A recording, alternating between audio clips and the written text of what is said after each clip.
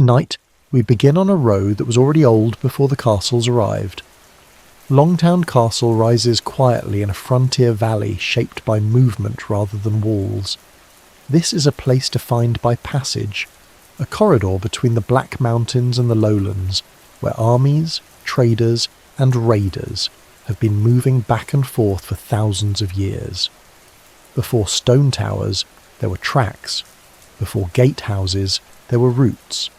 Control here was never about dominance, it was about interception. Longtown does not sit on a dramatic cliff. It does not loom, it waits. Its earthworks stretch wide and deliberate, a reminder that some power is expressed not by height, but by position. This was a castle built to watch a valley breathe, to measure who entered, who passed through, and who might not leave again. From this quiet frontier we follow the land eastward. The hills soften, the valleys widen, the roads converge, and on a limestone ridge above two rivers stands a very different answer to the same problem. Ludlow Castle does not wait, it asserts. Where Longtown monitors movement, Ludlow commands it. Here, stone rises hard and deliberate above the meeting of the team and the corve, sealing the border with authority. This was not a checkpoint, it was a headquarters, a place where borders were enforced, laws were spoken, and power learned how to stay put. Together these two castles tell a single story in two voices. One listens to the road, the other speaks over it. The fire is warm, the stone is ancient. There is nothing left for you to do now but listen, and let the night settle gently around the walls. We begin not with a castle, but with a ghost. If you drive into the Monnow Valley today, you might miss Longtown entirely. It is a single quiet street running along the spine of a ridge, shadowed by the brooding bulk of the Black Mountains. It looks like a village. It feels like a village. But if you look at the map, or the strange rectangular earthworks that surround the houses, you realise that this was meant to be something else. This was meant to be a city. It is a place of immense frozen ambition, a medieval metropolis that stopped breathing in the cradle. To understand why anyone would build a city here, you must look at the land. Longtown sits in a natural corridor. To the west rise the Black Mountains, a wall of dark sandstone that catches every cloud coming off the Atlantic. To the east lie the softer, fertile lands of Herefordshire. The River Monnow cuts a path between them. For thousands of years this valley has been a highway. If you were a raider coming down from the Welsh hills to steal cattle, you came this way. If you were an English army going up into the hills to burn villages, you went this way. Control the valley and you control the flow of history. Long before the first stone was laid, the Romans were here. They were not interested in the romance of the mountains. They were interested in geometry. A Roman road ran just to the east, linking the legionary fortress at Abergavenny to the market town of Kenchester. The Romans looked at this chaotic, wet landscape and drew a straight line through it. They mapped the valley. They measured the distance between the forts. They marched their legions through the rain, their hobnailed sandals grinding the local stone into gravel. They left no great villas here. This was not a place for luxury. It was a place for transit, a wet, dangerous miles between safety and the frontier. By the time the Saxons arrived, the Romans were gone, but the geography remained. The settlement here took a peculiar shape. It wasn't a cluster of huts around a green, it was a line. The village stretches for nearly a mile along the ridge. This linear layout suggests planning. It suggests a burh, a fortified settlement designed by the Saxon kings to anchor the border against the Welsh. It was an act of optimism. They looked at this exposed ridge and said, "Here we will build a town. Here we will hold the line." If you walk into the fields behind the modern pub, you can still see the shadow of that dream. Massive rectangular earthworks surround the village. They're too big for a hamlet. They are the footprint of a town that never quite filled its shoes. They are likely pre-Norman, ancient banks of earth dug by men who were terrified of what might come down from the mountains in the night. Let us stand on the ridge in the year 1000 AD. It is late autumn. The bracken on the Black Mountains has turned a deep rusted orange. The wind is coming from the west, carrying the smell of rain and wood smoke. You're standing on the earthen rampart. Below you, in the valley bottom, the river Monnow is swollen, a grey ribbon of water moving fast over the stones. You can hear the sound of sheep calling in the distance, a lonely drifting sound. The road is empty. The city is just a collection of wooden halls with thatched roofs, huddling together against the wind. The people here live with their eyes turned towards the hills. They know the silence of the valley is deceptive. They know that the only thing separating them from the dark mountains is this bank of earth, and the width of the river. When the Normans arrived in the Monnow Valley, they did not look at the landscape with appreciation. They looked at it with calculation. To them, the Saxon burh was insufficient. A linear village was hard to defend. They needed something higher. They needed a point of absolute authority. The conquest redistributed England, and this slice of the dangerous border, known as the Lordship of Uius Lacy, was granted to Walter de Lacy. His instructions were implicit in the grant. Take the valley, hold the river, watch the mountains. Walter and his descendants did not begin with stone. Stone takes time, and time was a luxury the Welsh did not afford them. In the early 12th century they began to dig. They built a classic motte-and-bailey. It was a design born of urgency. You dig a deep circular ditch, you throw the spoil into the centre, you pack it down. You repeat this until you have a steep artificial mountain.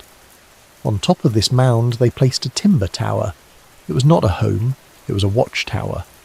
From the top of the motte a single sentry could see the dust of a raiding party miles down the valley. It was an act of psychological warfare. The Normans were telling the valley, "We have reshaped the earth itself to look down on you." The motte at Longtown is still there, a massive grassy cone rising 50 feet above the village. But imagine the labour. Every basket of earth was carried by hand. Local men, Saxon farmers, likely conscripted at the point of a spear, spent months hauling wet clay up a slippery slope to build a fortress for their new masters. It was a monument to sweat. But the Normans were not infallible. Just a mile down the valley lies another smaller motte called Pont Hondre. It sits quietly near the river, overgrown and forgotten. Its existence tells us something crucial. The invaders were experimenting. They were unsure where the centre of gravity should be. Should the castle be here, by the ford, or there, on the high ridge?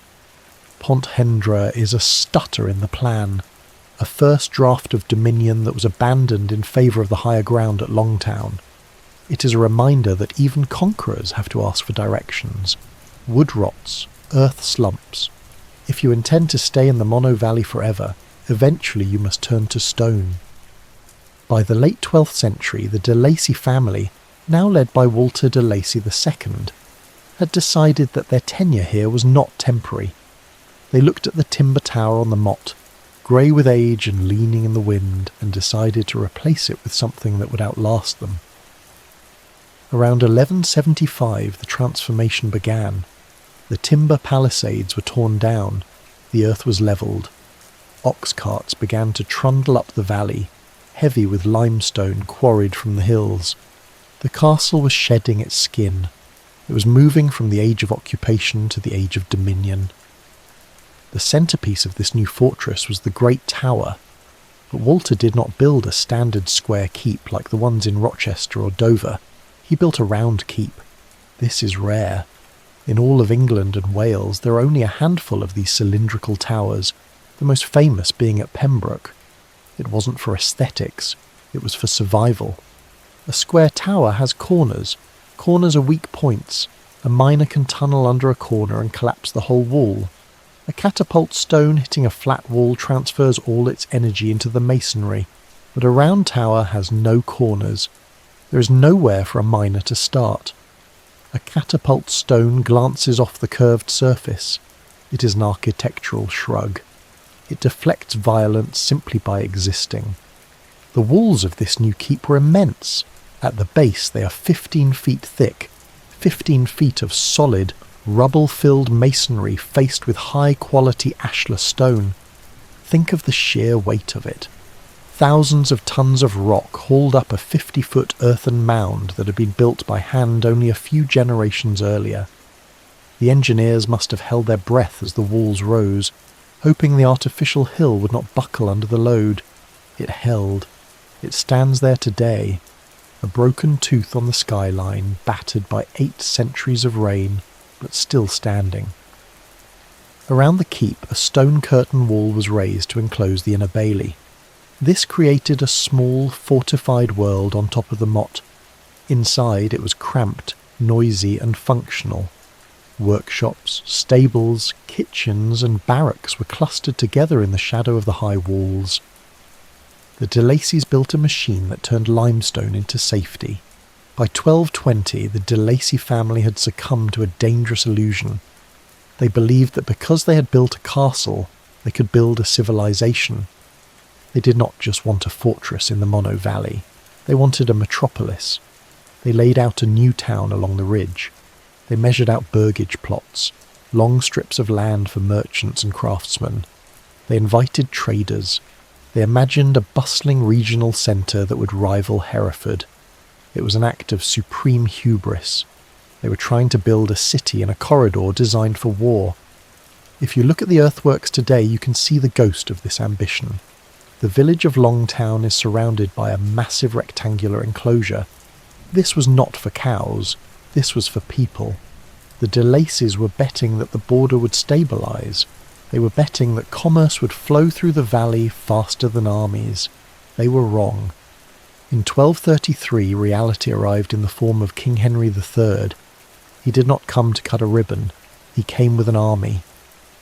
The Welsh prince Llewellyn the Great was burning the marches. The border was collapsing. Longtown ceased to be a project and became a forward operating base. The king stayed at the castle. Imagine the scene.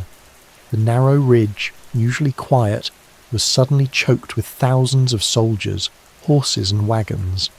The mud would have been knee-deep. The king was not here to admire the burgage plots. He was here because he was losing. In the midst of this crisis, the king issued a document that tells us everything we need to know about the fear in the air. He granted Longtown a murage grant. Murage comes from the Latin murus, wall. It was the right to collect tolls on goods coming into the town to pay for the construction of stone walls. On paper, this looks like confidence. It suggests that Longtown was a booming economic hub worth protecting.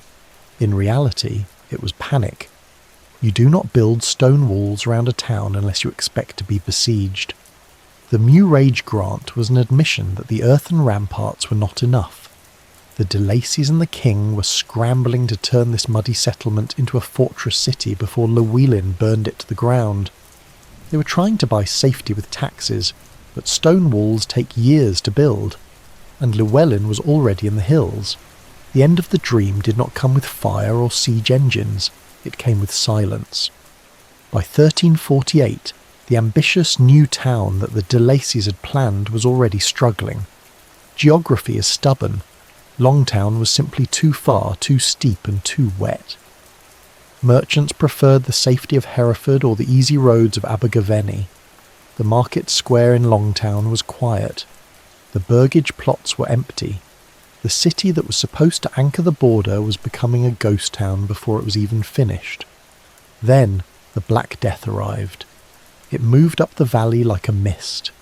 In a crowded, struggling settlement like Longtown, where families lived in close quarters with their livestock, the plague was devastating. It didn't just kill people, it killed momentum. The already fragile population collapsed. There were no labourers left to repair the walls. There were no masons left to finish the church. The recovery never came. If you look at the earthworks today, you can see the scar of this failure. The huge rectangular enclosure, meant to hold a thriving city, remained. But inside, the settlement contracted. House platforms in the outer baileys were abandoned. Timber frames rotted and collapsed. The city shrank back into a village, huddling once again around the safety of the castle motte. The grass grew over the foundations of houses that had stood for only a generation. To make matters worse, the castle itself lost its resident lords. Ownership passed to the de Verdun and eventually the Despencer families. These were powerful men with vast estates across England. To them, Longtown was just a line on a ledger, a remote outpost in a rainy valley that generated very little income. They rarely visited. The Great Hall, once the centre of local power, began to feel cold and empty. The steward collected the rents, what little there were, but the heart had gone out of the stone. By the year 1400, the Monnow Valley had been quiet for a long time. The new town was a ghost of its ambition. The market was gone. The grass was growing over the burgage plots, but the silence was about to be broken. From the west came the last great storm of Welsh independence, Owain Glyndwr. Glyndwr was not a border raider. He was a prince. His rebellion swept across the marches like a wildfire. Castles were falling. Towns were burning. Longtown, sitting right in the throat of the valley, should have been the cork in the bottle. It should have been the fortress that stopped the tide. In 1403, King Henry IV, anxious and overstretched, issued urgent orders from London. He commanded that the border castles be garrisoned, victualled, and held at all costs. Longtown was on the list. On parchment in the dry air of Westminster, this looked like a robust defence strategy. The king was moving chess pieces on a map. He did not know that the piece called Longtown was already chipped. The reality on the ground was wet rot and apathy. The castle had been neglected for 50 years since the Black Death. The Despencer family had spent no money on it. Records hint at the state of the fortress. The metal lead on the roof was slipping. The timber hoardings on the towers were missing planks. The garrison likely consisted not of knights in shining armour, but of terrified local farmers armed with rusty bills and agricultural tools huddled in the keep because it was the only dry place left. The king ordered a stronghold, the valley provided a shelter, and then came the ultimate insult.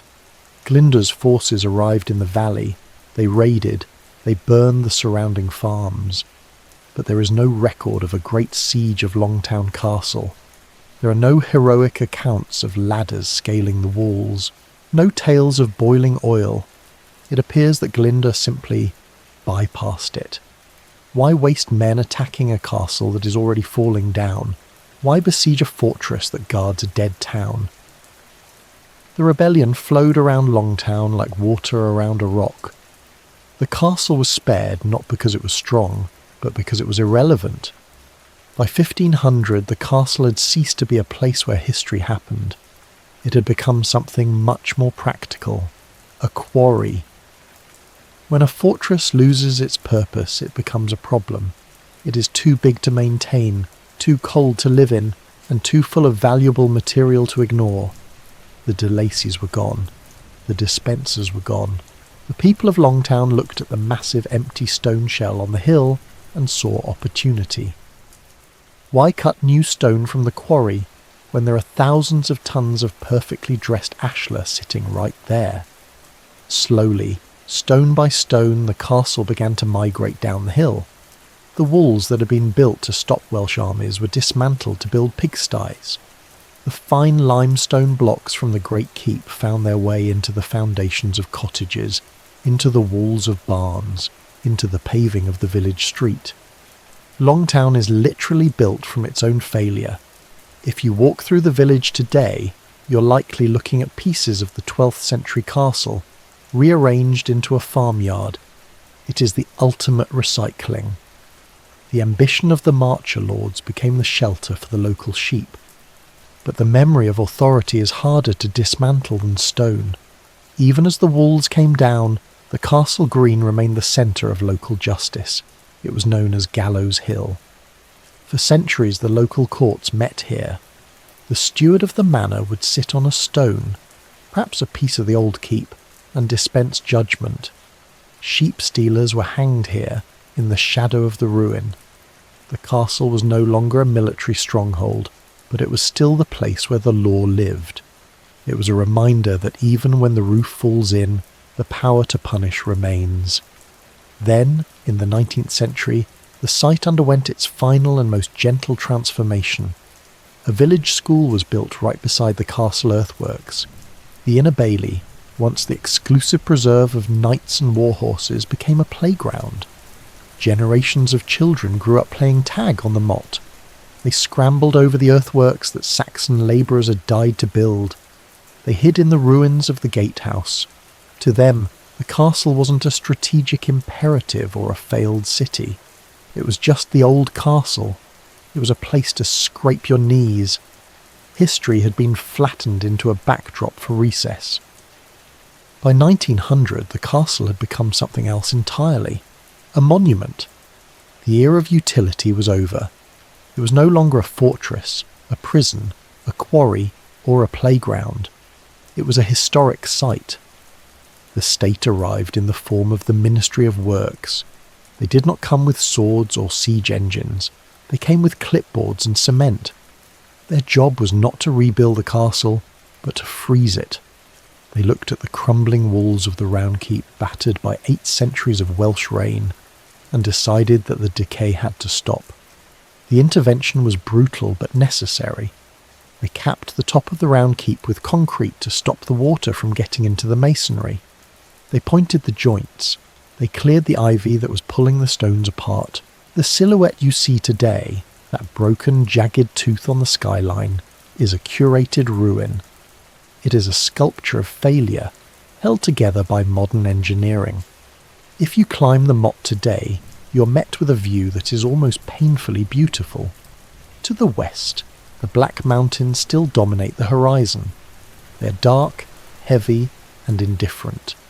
They look exactly as they did when the first Roman soldier marched up the valley. To the east, the farmland of Herefordshire rolls away in a patchwork of green. But look closer at the fields around the village. The grass is uneven. The sunlight catches low, rectangular ridges running through the sheep pastures. These are the burgage plots. These are the foundations of the new town that the de Lacys planned in 1220. They are the ghost of the city that never happened. There is a strange irony in Longtown. If the de Lacys had succeeded, if this had become a booming metropolis like Hereford or Shrewsbury, the castle would have been demolished centuries ago to make way for a shopping centre or a car park. The earthworks would have been flattened. The history would have been buried under tarmac. It is only because it failed that it survives. Longtown is a perfect fossil. It is a medieval ambition frozen in the moment of its collapse. We begin on a ridge. If you stand here today, looking down at the meeting point of the River Teme and the River Corve, you're looking at a landscape that was designed by geology to be paranoid. To the east lies the settled farmland of Shropshire, green, quiet, and taxable. To the west rises the dark mass of the Welsh hills, a landscape of rain, mist, and people who had very little patience for Norman surveyors. Ludlow Castle is the anchor that holds these two worlds apart. It sits on a limestone promontory that juts out like the prow of a ship. The drop to the river is steep, 100 feet of jagged rock and slip-prone clay. It is not a place built for comfort. It is a place built because someone looked at the map, saw the rivers cutting through the valley and realised, if we lose this hill, we lose the border. Before the stone arrived, this land was part of the manor of Stanton Lacey. Power here was thin. It was a world of wooden halls and muddy tracks, where a border was just a suggestion until someone burned your barn down. The rivers were the only real defence. The Teme is fast and loud, rushing down from the Welsh mountains. The Corve is slower, winding through the clay. Where they meet, they create a natural moat. But water is not enough when the nights are long and the raiders are hungry. Enter Walter de Lacy. Walter was not a man given to romance. He was a Norman baron of the Conquest generation, men who viewed England not as a home, but as a difficult project that required constant supervision. William the Conqueror granted him this land not as a gift, but as a responsibility. The instructions were implicit: hold the line. Walter arrived in the late 11th century. He looked at the wooden defences of the Saxons and found them wanting. He didn't waste time with earth and timber. Most Norman castles began as motte-and-bailey structures, dirt mounds topped with wood. But Walter went straight to stone. He conscripted the local workforce. They quarried the siltstone from the ridge itself. It is a rough, grey-green stone, functional, not decorative.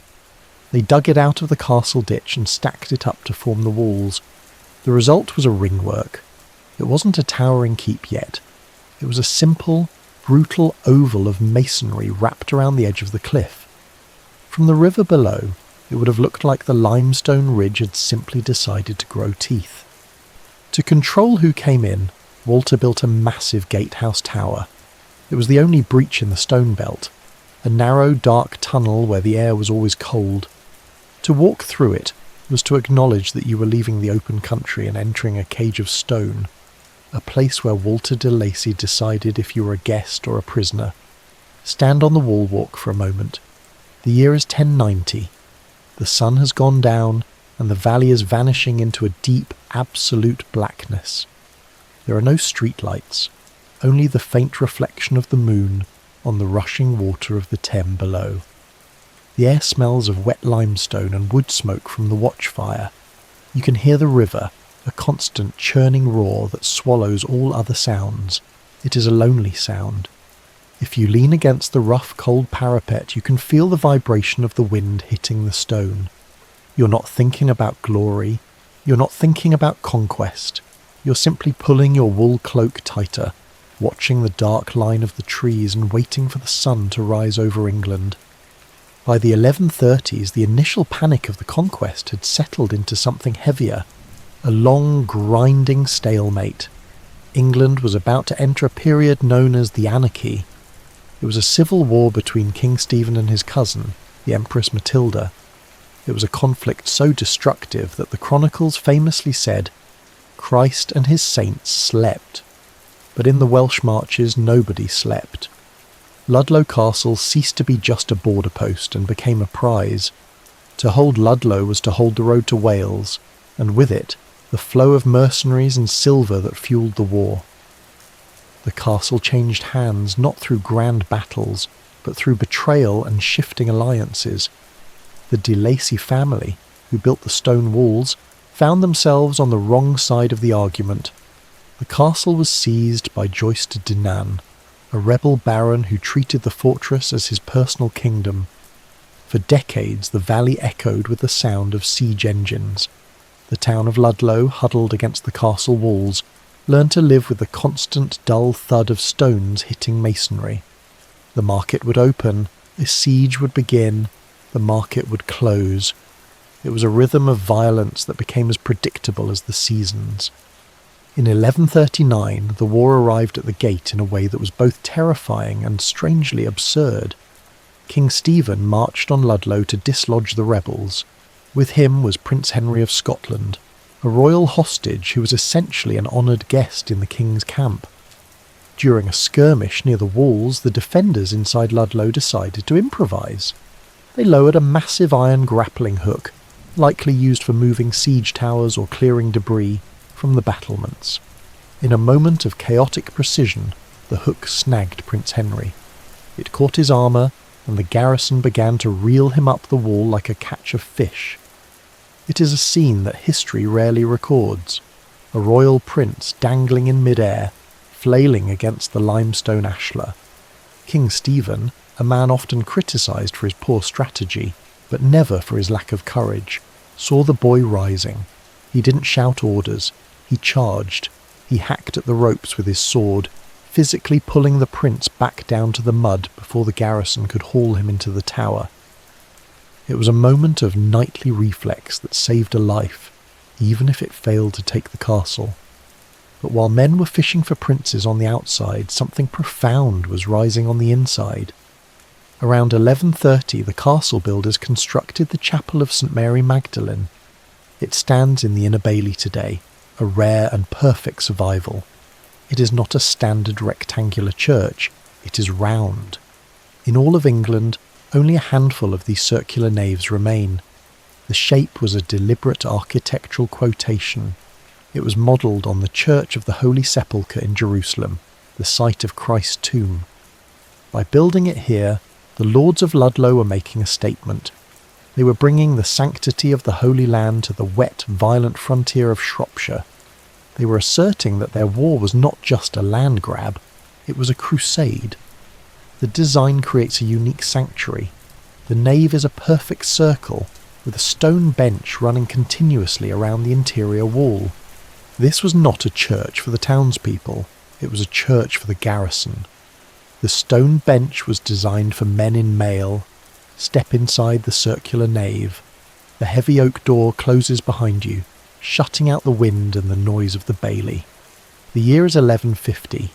The air inside is cool and still, smelling of damp limestone and the beeswax candles burning on the altar. Because the room is round, the acoustics are extraordinary. There are no corners for the sound to hide in. A single priest is chanting the Sanctus.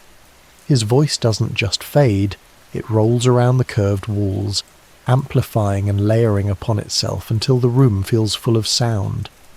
Sitting on the stone bench are 12 soldiers. These are men who have spent the day repairing armour, sharpening swords, and watching the Welsh hills for smoke. They are tired. Their hands are stained with oil and rust. But in here, the war feels very far away. They sit with their heads bowed, listening to the chant circle around them. For 20 minutes, the anarchy outside is suspended. The stone absorbs the sound. The light from the narrow windows shifts across the floor, and then the chant ends. The silence returns, heavy and absolute, before the door opens and the noise of the siege rushes back in. In 1301, the castle passed to a new family, and with them came a new kind of ambition.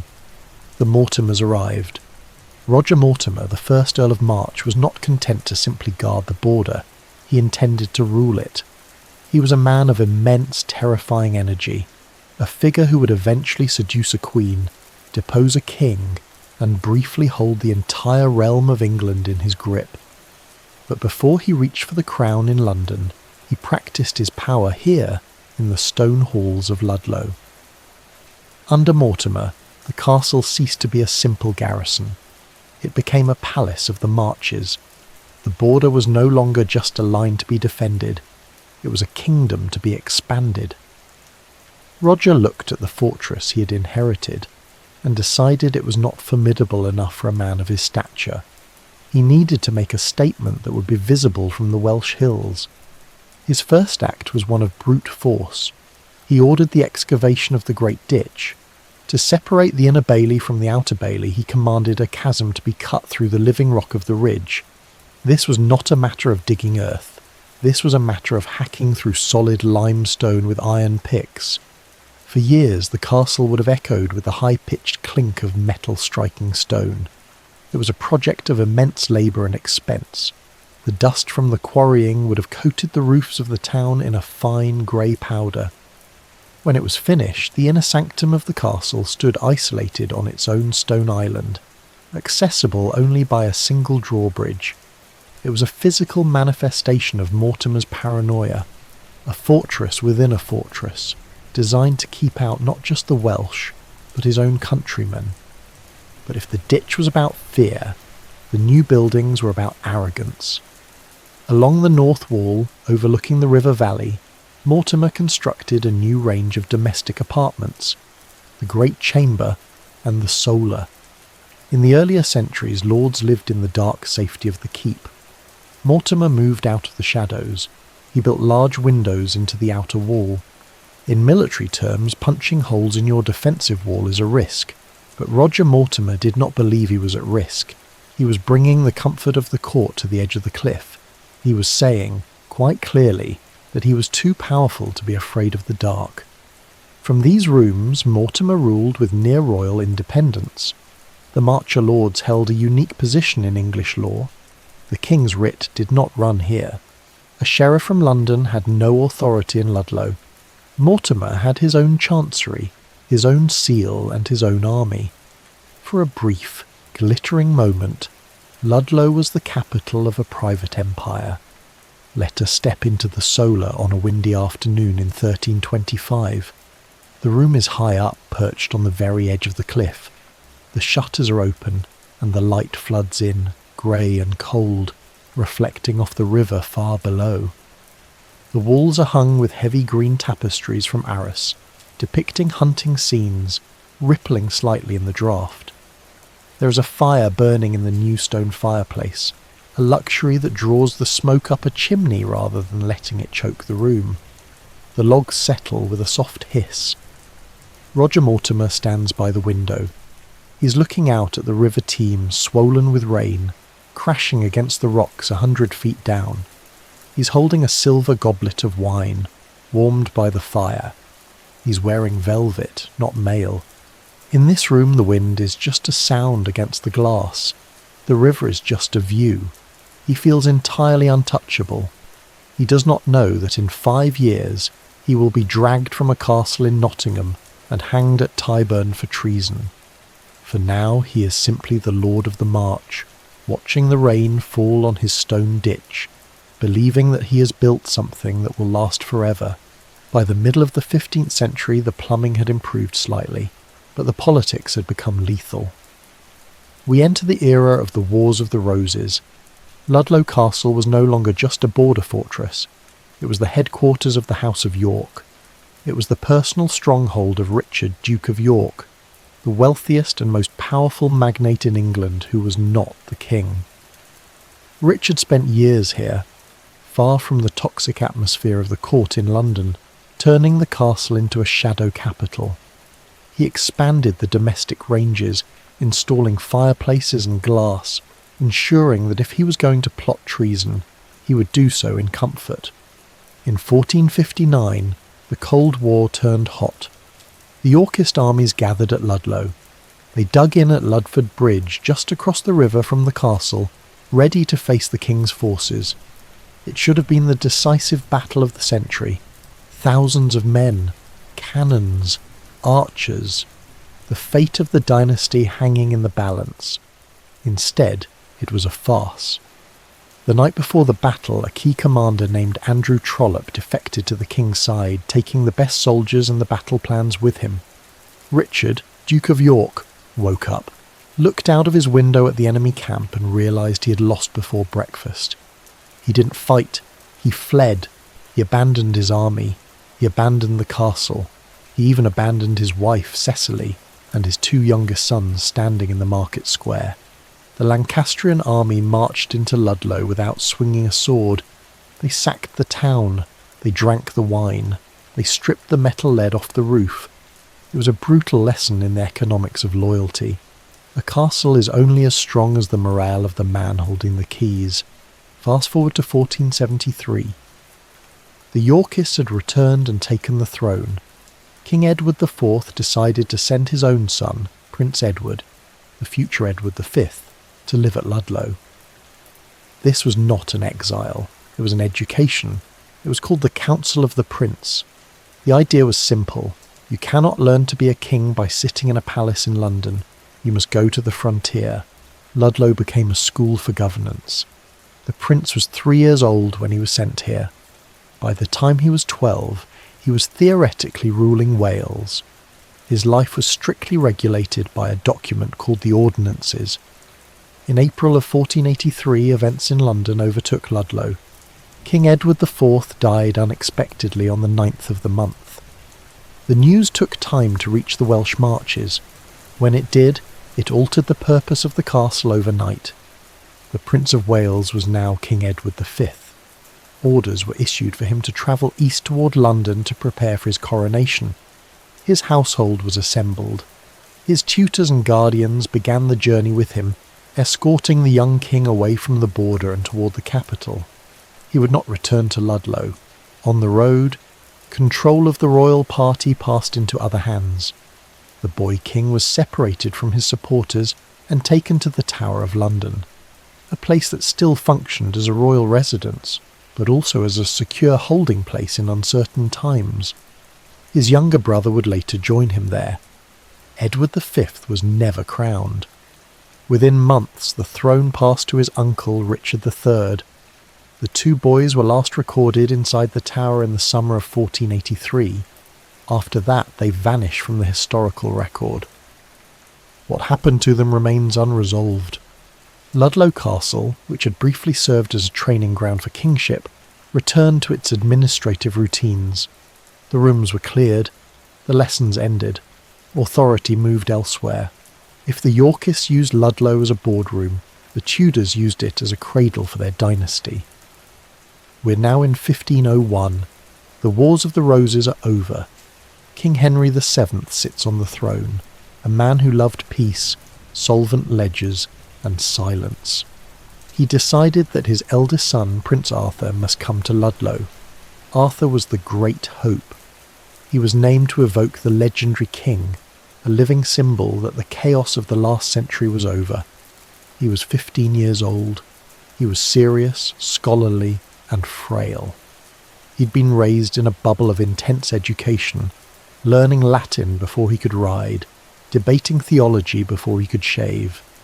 Henry sent him to the border not to fight, but to preside. But Arthur did not come alone. In November 1501 he brought his new bride to Ludlow, Catherine of Aragon. Consider the geography of this marriage. Catherine was the daughter of Isabella of Castile. She'd grown up in the Alhambra Palace in Granada, a world of sun-baked tiles, fountains, orange groves, and geometric perfection. She arrived at Ludlow in the dead of an English winter. She rode into the courtyard on a mule wrapped in velvet, shivering against the damp wind that howled up from the River Teme. To her eyes, Ludlow must have seemed like a fortress at the end of the world. The sky was the colour of slate. The stone was wet. The air smelled of wood smoke and wet wool. Henry VII had spent a fortune refurbishing the prince's apartments for them.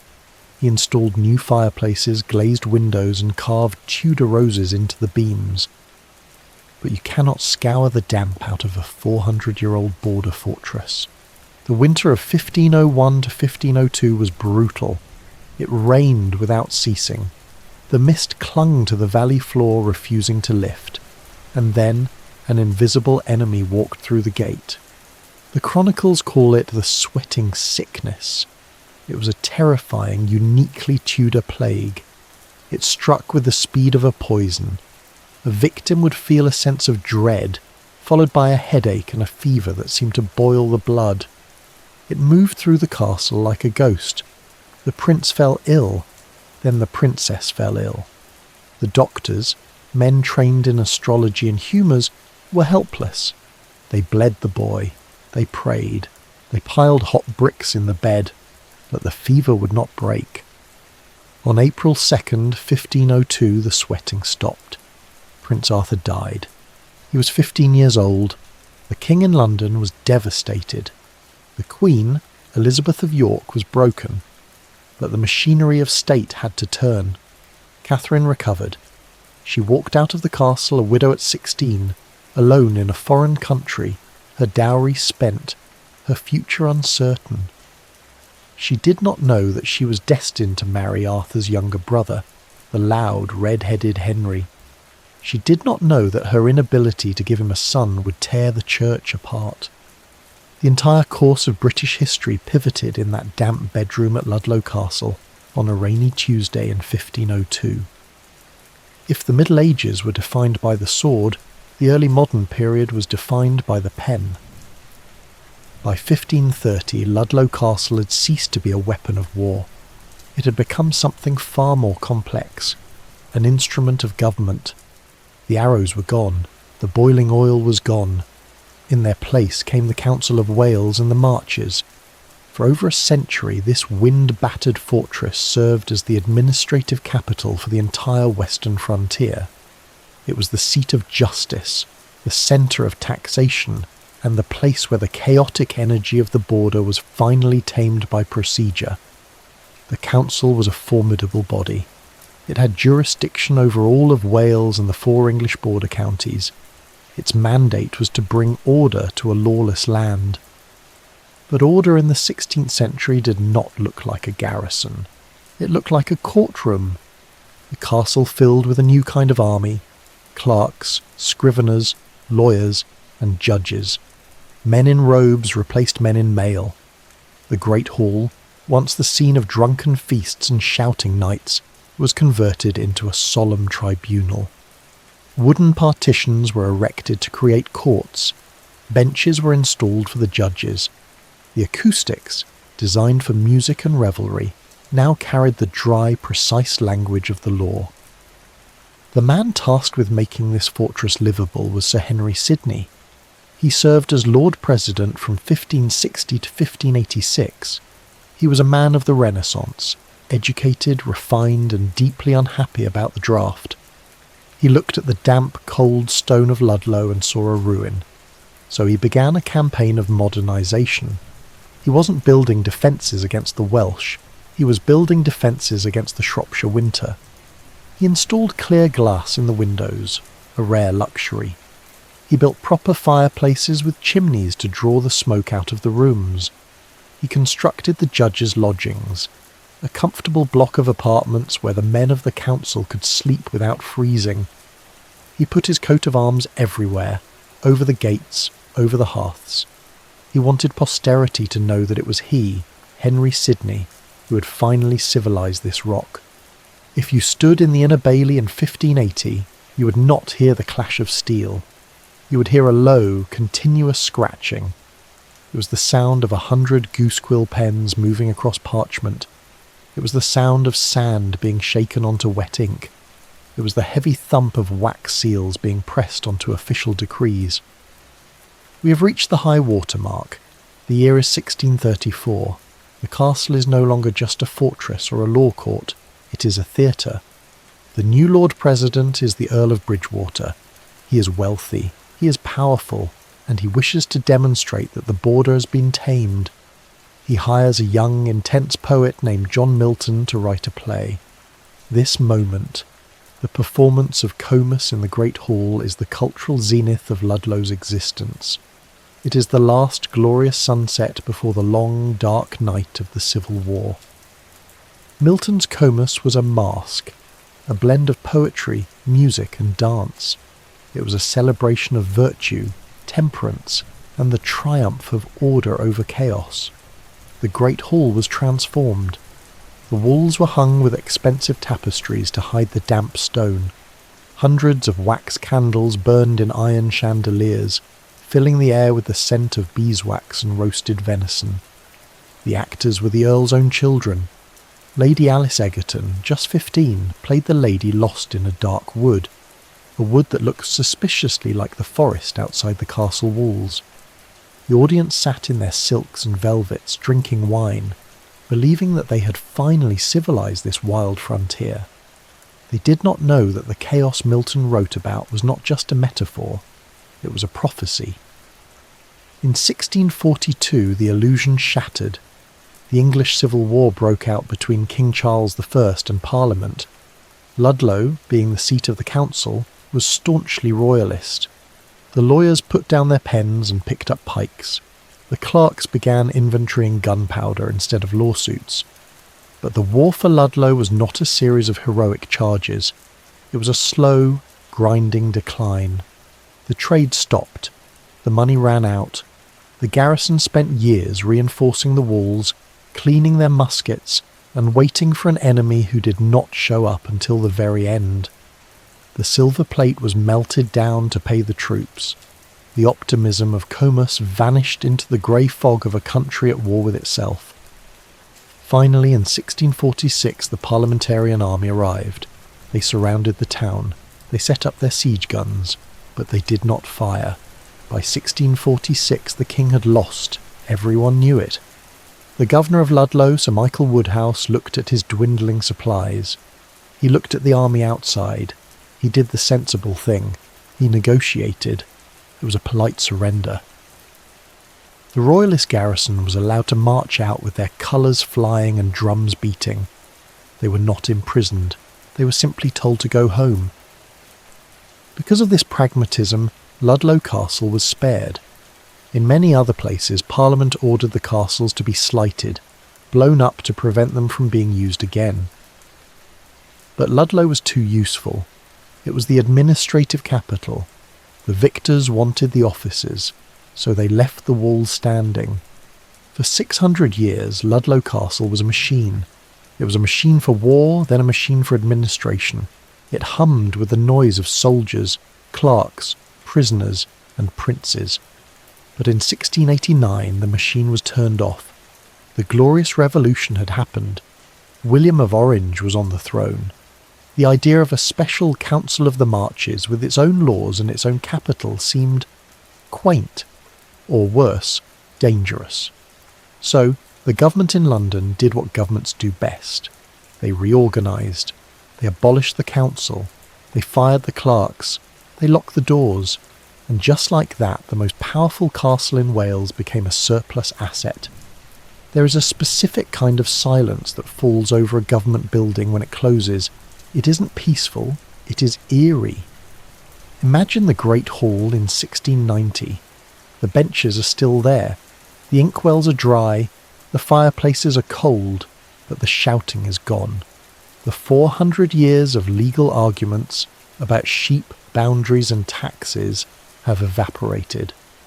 The town of Ludlow, which had grown fat on the business of the council, went into shock. The inns were empty. The parchment makers went bust. The candle makers had a surplus of tallow. The castle stood on its cliff, looking impressive, but entirely hollow. It was a corporate headquarters without a corporation. Then came the scavengers. In the early 18th century, the Crown decided that if the castle wasn't going to be used, it might as well be liquidated. And the most valuable thing in a medieval castle isn't the stone, it is the metal lead. The roof of the Great Hall and the royal apartments was covered in tons of high-quality lead sheeting. Lead was expensive. It was used for pipes, for bullets, for roofing new mansions. So the order was given, strip the roof. This is the moment a castle dies. Stone walls can stand for 1,000 years. But once the roof is gone, the clock starts ticking very fast. The rain gets in. The massive oak beams, trees that were saplings when William the Conqueror landed, begin to rot. By 1750, the Great Hall, where Milton's Comus was performed, was open to the sky. Weeds were growing in the fireplaces. Owls were nesting in the judge's chair. The administrative capital had become a very expensive rockery. But then a strange thing happened. People started visiting because it was broken. The Romantic movement arrived. Poets, painters and tourists with sketchbooks flocked to Ludlow. They didn't want to see a working government office. That was boring. They wanted to see the vanity of human ambition. They wanted to sit on a mossy stone, look at a crumbling tower and sigh about how fleeting power is. The castle was tidied up. They planted trees in the moat. They cut paths through the rubble. Ludlow Castle became a backdrop. It was no longer a place where history happened. It was a place where you went to feel sad about history in a pleasant way. And in that role, Ludlow finally found peace. No one was shouting orders anymore. No one was waiting for judgment. No one was riding hard through the gates with urgent letters sealed in wax. The castle was no longer required to decide anything. It simply stood. The rivers continued their work below, unconcerned with revolutions or reorganisations. The team and the corps met, turned together, and moved on. Seasons passed through the empty rooms without asking permission. Rain darkened the stone. Frost widened the cracks. Ivy learned the shape of the walls. The machine did not restart. It was not replaced. It was allowed to become something else. By the time the visitors arrived with notebooks and soft shoes, Ludlow had already adjusted. The silence had settled into the masonry. The wind had memorised the corridors. The Great Hall no longer argued cases. It collected light.